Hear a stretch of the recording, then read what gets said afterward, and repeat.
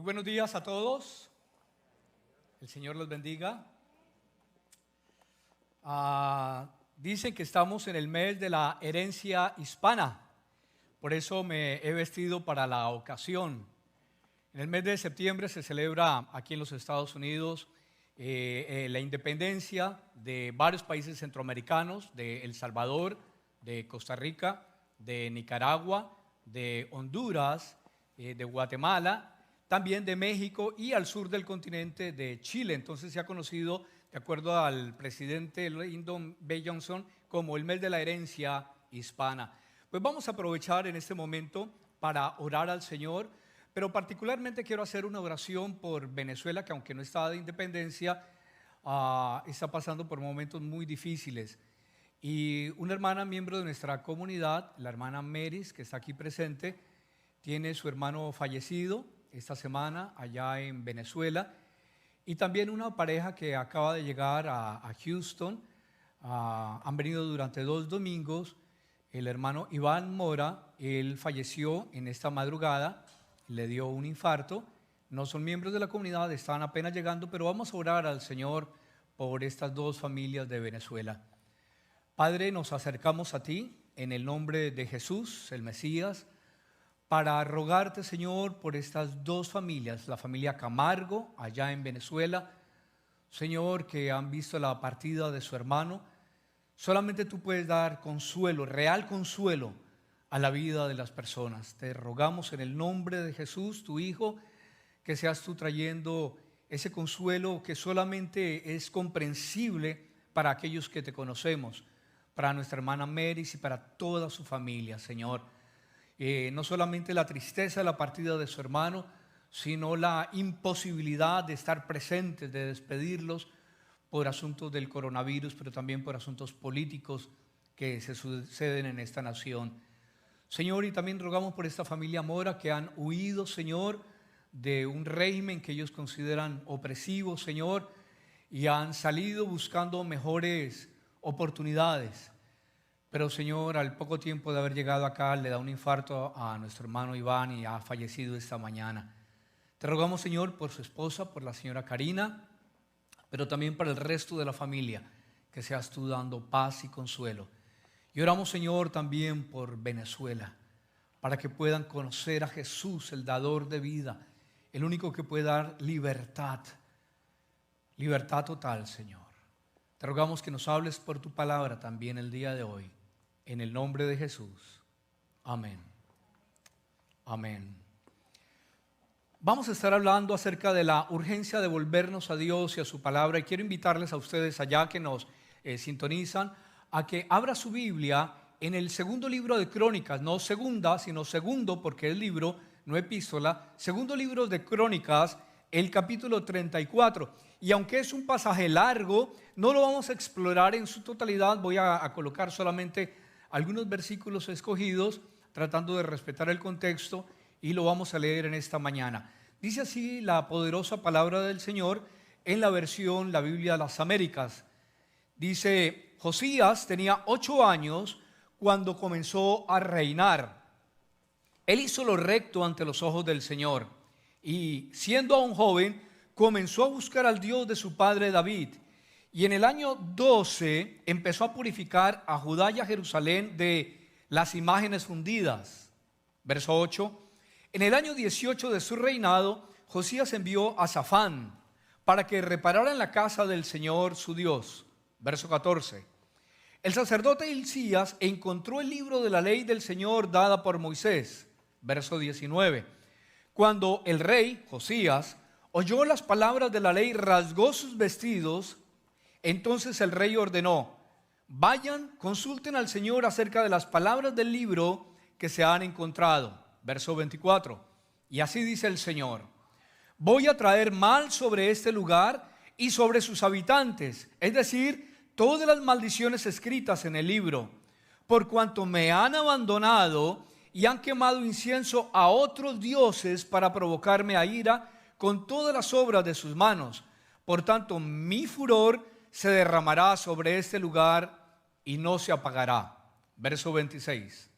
Así dice el Señor Dios de Israel: en cuanto a las palabras, Josías que has oído, porque se enterneció tu corazón y te humillaste delante de Dios cuando oíste sus palabras contra este lugar y contra sus habitantes, y te humillaste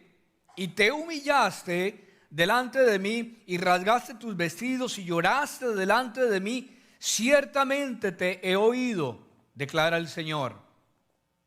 Te reuniré con tus padres y serás recogido en tu sepultura en paz, y tus ojos no verán todo el mal que yo voy a traer sobre este lugar y sobre sus habitantes. Y llevaron la respuesta al rey. Verso 31.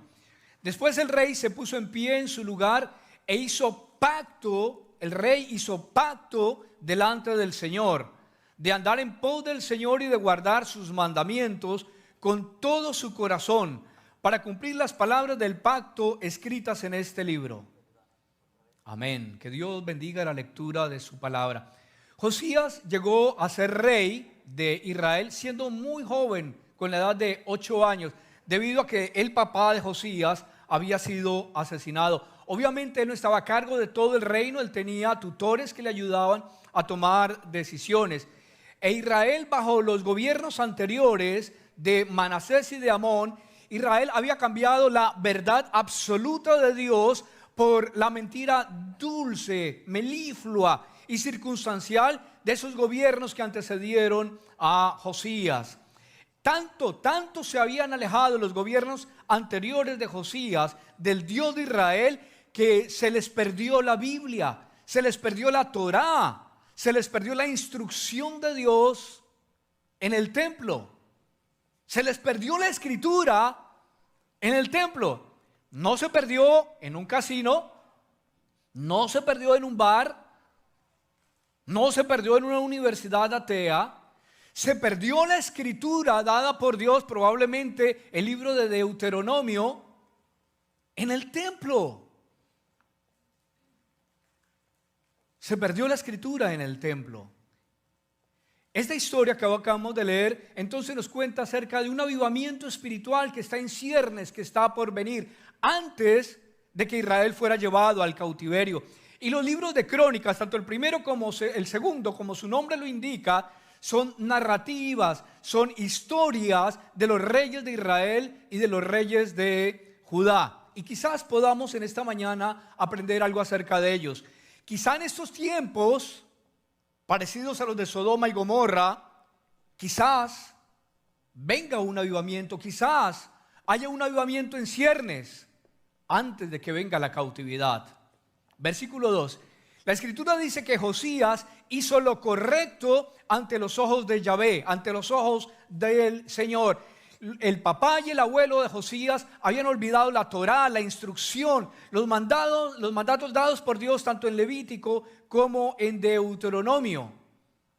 Y quizá en estos tiempos también hemos olvidado lo que el Señor nos ha dicho en su palabra. Hace algunos cientos de años llegó la modernidad, y la modernidad le estaba gritando a la Edad Media y a los siglos anteriores que ellos como modernidad iban a resolver todos los problemas del ser humano, que bajo la ciencia que estaba por revolucionar el mundo y que efectivamente lo revolucionó de alguna manera con la Edad Moderna, iba a resolver cada uno de los problemas del ser humano, y que la verdad científica, decían ellos, opacaría la fe. Pero han pasado varios siglos y la ciencia no pudo resolver todos los problemas del ser humano. No resolvió los problemas médicos, acrecentó los problemas de contaminación ambiental, y lo que menos resolvió fueron los problemas existenciales del ser humano. La modernidad nunca respondió las preguntas de dónde vengo, para dónde voy, quién soy. Y la modernidad entonces quedó en deuda. Y surgió entonces la posmodernidad como una respuesta contraria, como una antítesis a la tesis de la modernidad. Y en este diálogo dialéctico, la posmodernidad a fines del siglo pasado, del milenio pasado, decía que la verdad era algo subjetivo, que no era objetivo como en la modernidad, sino que la verdad era algo subjetivo. Y entonces vino la nueva era, New Age, y vino el ocultismo y proclamaron que ellos resolverían todos los problemas del ser humano que la modernidad no pudo resolver, y que la nueva era iba a resolver los problemas internos del ser humano, y que ya no necesitábamos una verdad objetiva, ya no necesitábamos megadiscursos, pues decía la posmodernidad que la verdad no existe. En la modernidad la verdad era objetiva, era real para toda persona, en todo lugar y en toda circunstancia. Pero la posmodernidad ya vino a decir que la verdad no existe. Solo existe tu verdad y mi verdad, decía la posmodernidad. Pero entonces no fue suficiente bajar la categoría de la verdad. No solamente fue terrible decir que la verdad no existe, sino que debido a que la nueva era y la posmodernidad no resolvió tampoco los problemas del ser humano, entonces en comienzos de este nuevo milenio, los que se llaman o autodenominados influenciadores de los millennials, que supuestamente capacitan y educan a las nuevas generaciones, ellos han dicho que no debes creerle a lo que tu cuerpo te grita. No importa lo que tu cuerpo te demuestre, no importa lo que tu DNA te diga acerca de quién eres, sino cómo te sientes ese día. Porque mañana puedes sentirte otro tipo de persona, de otro género distinto al que te sentías ayer. Entonces, aunque reconocen que sí puede haber una verdad, cada día cambio de verdad. Es como ponerme y quitarme una camiseta, ya nada es verdad. Entonces dicen, solamente creo en lo que siento. Aunque la física, la biología, la teología les den hechos incontrovertibles de quiénes son. Pero la posverdad, que es como se llama estos nuevos tiempos, la posverdad les dice, la única verdad es lo que tú creas en ese día. Entonces, en estos tiempos de apostasía, como los que estaba viviendo Josías, de alejamiento de la verdad absoluta del Señor, Josías hizo lo correcto. A pesar de que tenía toda una sociedad y una contracultura pisándole los talones, dándole una herencia de mentira, Josías hizo lo correcto. E hizo lo correcto Josías no ante su sociedad. A él no le interesó hacer lo correcto ante su sociedad. Él no era políticamente correcto, ni siquiera ante él mismo. La escritura dice que Josías hizo lo correcto ante los ojos de Yahvé, ante los ojos del Señor. Y lo correcto, lo perdurable, lo eterno, lo que trae sanidad es la verdad. Y la verdad no es una filosofía ni una creencia. La verdad es una persona quien dijo, yo soy el camino y la verdad y la vida. Además dijo, nadie viene al Padre sino por mí. Y no solamente él aseveró saber la verdad, sino que por sus hechos, por los milagros que él hizo, por los muertos que él resucitó y porque él mismo se levantó de la tumba, él demostró con hechos fehacientes que él es la verdad. Él hizo lo correcto ante los ojos del Señor. Por eso es urgente regresar a la palabra del Señor. Es urgente regresar a Dios. En segundo lugar, vamos a ver la supremacía de la Biblia. En primero, la urgencia de volver a la Biblia. En segundo lugar, la supremacía de la Biblia. Y permítanme leerles unos apartes escogidos que yo personalmente he escogido acerca del discurso de Juan Donoso Cortés ante la Real Academia de la Lengua. Donoso Cortés fue un filósofo, un parlamentario, un político y diplomático español. Y el discurso se llamaba Discurso Académico sobre la Biblia. Abro comillas. Me ha parecido conveniente escoger para tema de mi discurso un asunto subidísimo que, cautivando vuestra atención, os fuerce a apartar de mí vuestros ojos para ponerlos en su grande majestad y en su sublime alteza. Hay un libro, tesoro de un pueblo que hoy es fábula y ludibrio de la tierra, y que fue en tiempos pasados estrella del oriente, a donde han ido a beber su divina inspiración todos los grandes poetas de las regiones occidentales del mundo. Ese libro es la Biblia, libro por excelencia. Si se suprime la Biblia, quedarían todos los pueblos asentados en tinieblas y en sombras de muerte, comillas, paréntesis, como estaba Israel en los tiempos de Josías. Continúo. Libro prodigioso aquel en que el género humano comenzó a leer 33 siglos ha, y con leer en él todos los días, todas las noches y todas las horas, aún no ha acabado su lectura. Libro prodigioso aquel en que se calcula todo antes de haberse inventado la ciencia de los cálculos, en que sin estudios lingüísticos se da noticia del origen de las lenguas, en que sin estudios astronómicos se computan las revoluciones de los astros, en que sin documentos históricos se cuenta la historia, en que sin estudios físicos se revelan las leyes del mundo. Libro prodigioso aquel que lo ve todo y que lo sabe todo, que sabe los pensamientos que se levantan en el corazón del hombre y los que están presentes en la mente de Dios, que ve lo que pasa en los abismos del mar y lo que sucede en los abismos de la tierra, que cuenta o predice todas las catástrofes de las gentes y en donde se encierran y atesoran todos los tesoros de la misericordia. Libro, en fin, señores, que cuando los cielos se replieguen sobre sí mismos como un abanico gigantesco, y cuando la tierra padezca desmayos y el sol recoja su luz y se apaguen las estrellas, permanecerá para siempre, porque es su eterna palabra, resonando eternamente en las alturas. La Biblia es un libro que contiene la poesía de una nación digna de perdurable memoria, de poderoso atractivo y de resplandeciente hermosura. Cierro comillas. Hasta aquí la cita de Donoso Cortés.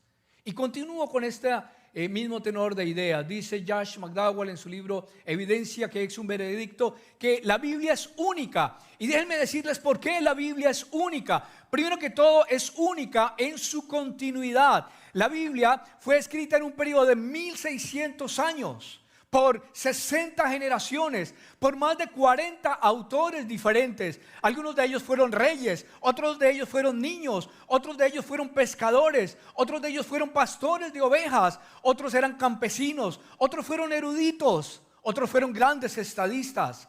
La Biblia fue escrita en diferentes lugares. Moisés en el desierto, Jeremías escribió su libro en la cárcel, Daniel en un palacio, Pablo encerrado en los muros de una prisión, Juan en la isla de Patmos. La Biblia fue escrita en diferentes épocas. David en tiempos de guerra. Salomón en tiempos de paz. Fue escrita en diferentes estados de ánimo, desde las cumbres del gozo hasta las profundidades de la tristeza.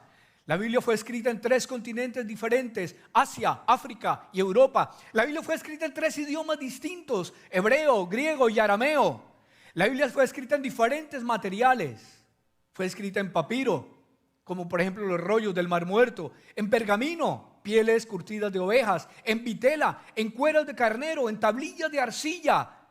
La Biblia es única en su continuidad, y a pesar de que por 40 autores distintos y durante 60 generaciones se habló acerca del reino de Dios y de cómo Dios se manifiesta a los hombres, no hay contradicción alguna. Todo sigue el hilo del pensamiento de Dios. ¿Por qué la Biblia es única? Ya lo dije, primero que todo por su continuidad. En segundo lugar, la Biblia es única por su circulación. La Biblia es el libro más vendido en la historia. La Biblia es el libro más traducido por más de 2000 lenguas en el planeta Tierra. Fue el primer libro que se publicó en la imprenta de Gutenberg. La Biblia es única en su traducción. Fue el primer libro que se tradujo, la Septuaginta, que es la versión hebrea del Antiguo Testamento que se tradujo al griego en el año 250 antes de Cristo. La Biblia es única en su supervivencia a través del tiempo. La Biblia tiene más evidencia escrita, documental e histórica que 10 libros de la historia antigua combinados. Robertson, el autor de la gramática más completa del Nuevo Testamento griego, dice: existen más de 13,000 copias manuscritas del Nuevo Testamento. Hay otros libros de la antigüedad que se enseñan en las universidades, de las cuales hay media copia. La Biblia tiene más de 13,000 copias del Nuevo Testamento. John Montgomery dice: ningún documento antiguo está tan respaldado bibliográficamente como el Nuevo Testamento. Bernard Ramm, una autoridad bíblica, un arqueólogo, dice: los judíos preservaron la Biblia como ningún otro manuscrito ha sido preservado jamás. Con su masora llevaban la cuenta de cada letra, de cada sílaba y de cada párrafo. Y pregunta Ramm: ¿quién contó jamás las letras, las sílabas y las palabras de Platón o Aristóteles, de Cicerón o de Séneca? La Biblia entonces supervive a través del tiempo, supervive a través de la persecución. Como ningún otro libro, la Biblia ha soportado todos los ataques de los enemigos. Han tratado de quemarla, de prohibirla, de ponerla fuera de la ley, desde la época de los emperadores romanos hasta la actualidad. Voltaire, un incrédulo, un escéptico francés, él decía: 100 años después de mi muerte, el cristianismo y la Biblia no serán reconocidos. Nadie se acordará de ellos. La ironía de la historia es que 50 años después de la muerte de Voltaire, en su propia imprenta, en su propia casa, la Sociedad Bíblica de Génova estaban imprimiendo Biblias. Gloria a Dios.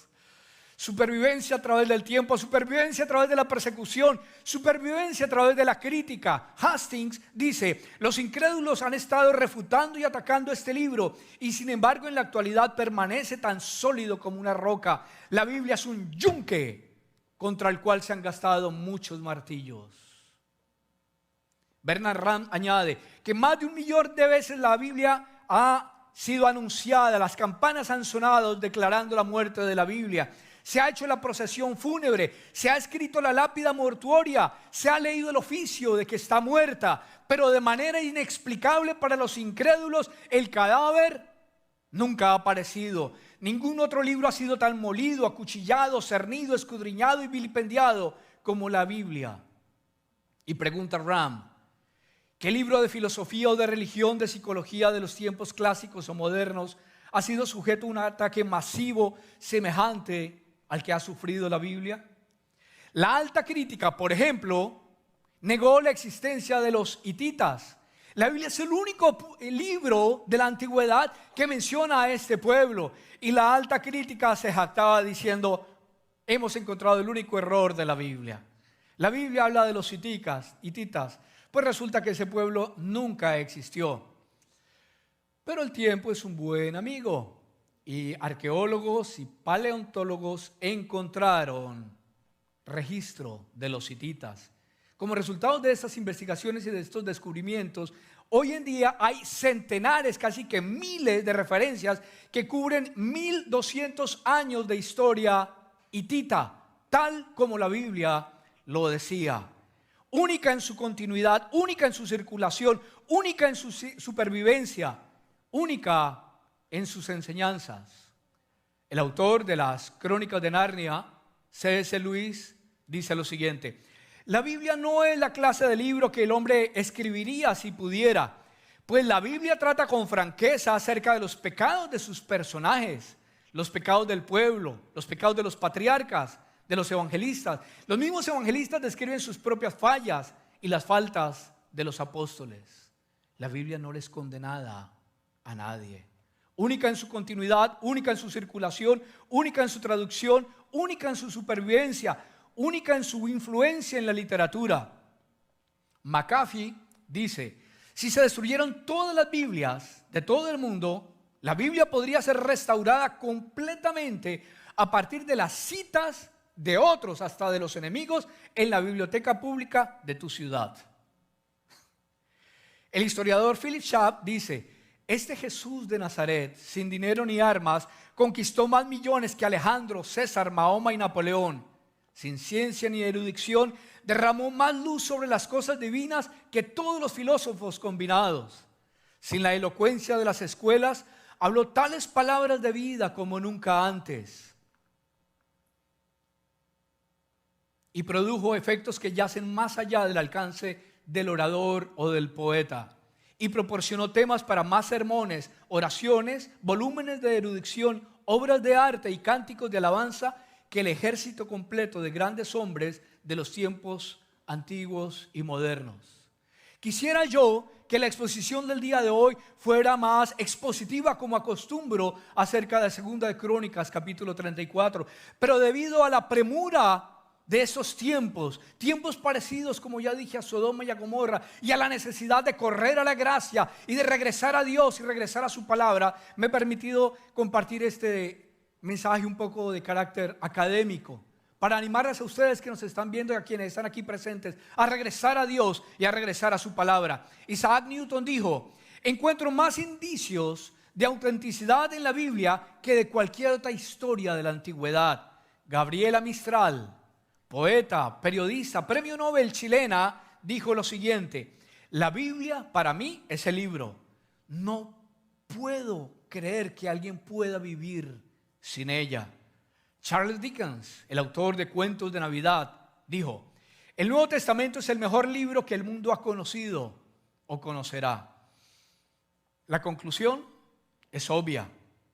Lo anterior no es una prueba de que la Biblia sea la palabra de Dios, pero es una prueba de su unicidad, de su verdad, de cómo, a pesar de que ha sido perseguida, sigue manteniéndose en pie, cómo la Biblia produce cambios en las vidas de las personas, de las familias, de los pueblos que la reciben y la obedecen.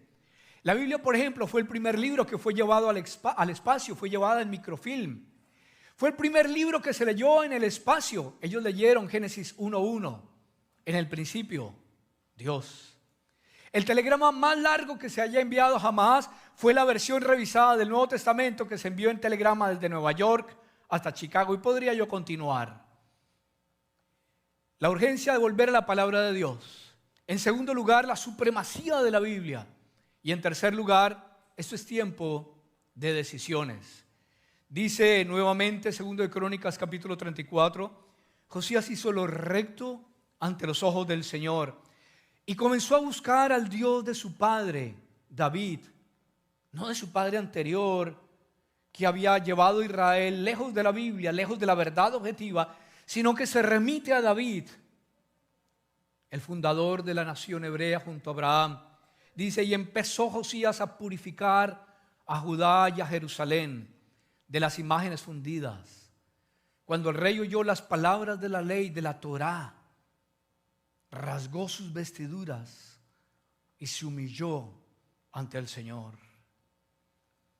Aunque esa situación de pecado no era particular en la vida de Josías, que apenas era un jovencito, él pide perdón al Señor, como lo hace Esdras en el capítulo 9, como lo hace Daniel. Nosotros hemos pecado, nosotros nos hemos alejado de ti, nosotros hemos hecho lo malo delante de tus ojos. Te pedimos perdón, Señor, como individuos, como familia, como nación. Y el día de hoy, a esta hora, siendo casi las 12 de Texas, en este mismo momento está comenzando allá en Israel, unas horas adelante, el Yom Kippur, en Tierra Santa, en Jerusalén, donde la nación de Israel está celebrando el volverse a Dios y donde están confesando sus pecados como nación, como pueblo, como cultura, y regresar al Dios de Abraham, de Isaac, de Jacob, al Dios de la Biblia. Josías renunció a la idolatría personal y nacional. ¿A qué ídolos debes renunciar tú? ¿A qué ídolos debes renunciar?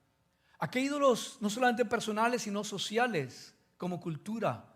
Pecados estructurales de los cuales debemos renunciar y pedir perdón. El machismo, el sexismo, el racismo son pecados que han venido y los aceptamos como válidos en una sociedad que se dice cristiana, pero aún así tenemos que volvernos a Dios y reconocer que son pecados y apartarnos de ellos. Mark Twain, el escritor de las aventuras de Tom Sawyer, escribió: a la mayoría de las personas les preocupan los pasajes de la Sagrada Escritura que ellos no comprenden, pero los que me preocupan a mí son los que sí comprendo. Quizás no comprendes muchas cosas de la Biblia, pero hoy estás comprendiendo que tenemos que regresar a Dios, que tenemos que volver a Dios, que tenemos que arrepentirnos como individuos, como familia y como nación. Y si eso comprendemos, es hora de volvernos a Dios. Moody Dijo, la Biblia no fue dada para nuestra información. Hoy ha habido mucha información. La Biblia no fue dada para nuestra información, dice Moody. La Biblia fue dada para nuestra transformación. O el pecado te alejará de la Biblia, decía Moody, o la Biblia te alejará del pecado. Allá en el cielo tenemos un hogar, tenemos una casa, y allá viviremos por la eternidad. Y desde esa eternidad Dios nos envió su palabra para mostrarnos el camino de cómo llegar allá, a nuestro hogar. Mi amigo que nos está escuchando y aquellos que están aquí presentes, la Biblia es como un paracaídas. Solo sirve si está abierta. La Biblia es como un paracaídas, solo sirve si está abierta.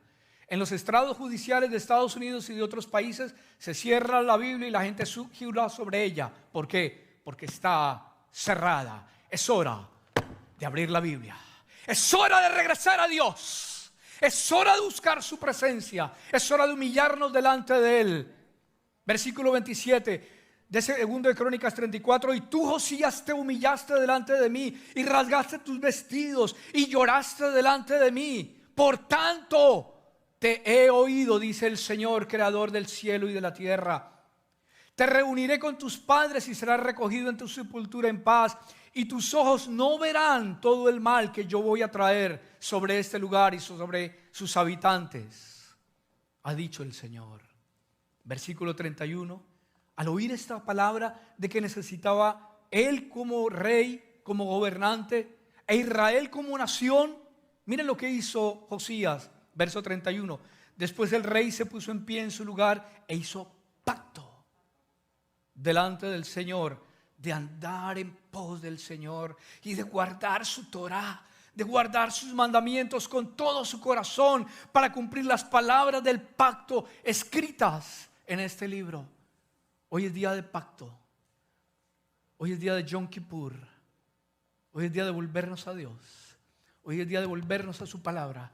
Segunda de Crónicas 7:14 dice: si se humillare mi pueblo, sobre el cual mi nombre es invocado, y oraren y buscaren mi rostro y se convirtieren de sus malos caminos, entonces yo oiré desde los cielos y perdonaré sus pecados y sanaré su tierra. Y el Señor escuchó la oración de Josías. Y mientras Josías estuvo vivo, el Señor trajo un avivamiento y la bendición sobre Israel. Y luego, tal como el Señor había dicho, vinieron los asirios y los llevaron cautivos. Yo no sé si el Señor también nos va a escuchar si nos arrepentimos de veras. Sí, sí nos va a escuchar. Pero es hora de volvernos al Señor, independiente de la decisión que Él tome hacia el futuro, porque Él es soberano. Es hora de humillarnos ante la presencia del Señor. Y ahí donde tú te encuentras, yo te animo en el nombre del Señor de acercarte a Dios, porque el Señor dice: me buscaréis y me hallaréis, porque me buscaréis de todo vuestro corazón. Vamos a orar al Señor.